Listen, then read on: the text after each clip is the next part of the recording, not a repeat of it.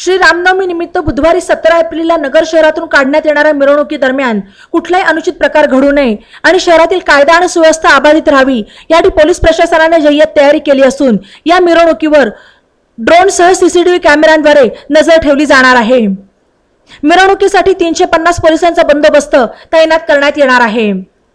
लोकसभा निवडणुकीची आचारसंहिता सुरू असल्याने शहरातून निघणाऱ्या सर्वच मिरवणुकांवर पोलीस प्रशासनाच्या वतीने बारकाईने नजर ठेवण्यात येत आहे।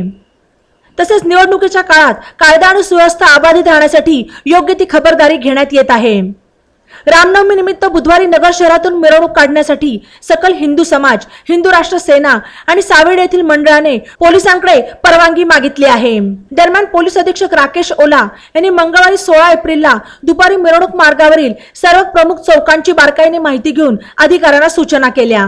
यावेळी त्यांनी शहरातील मिरवणूक मार्गाची पाहणीही केली।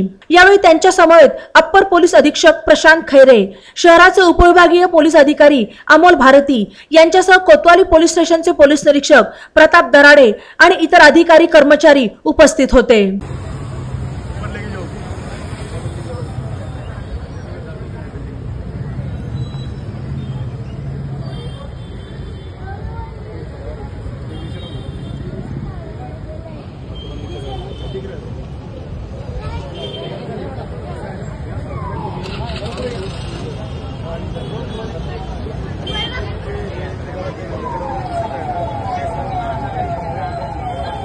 बातम्यांसाठी ई नवा मराठा यूट्यूब चॅनलला सबस्क्राईब करा आणि बेल आयकॉनवर प्रेस करा।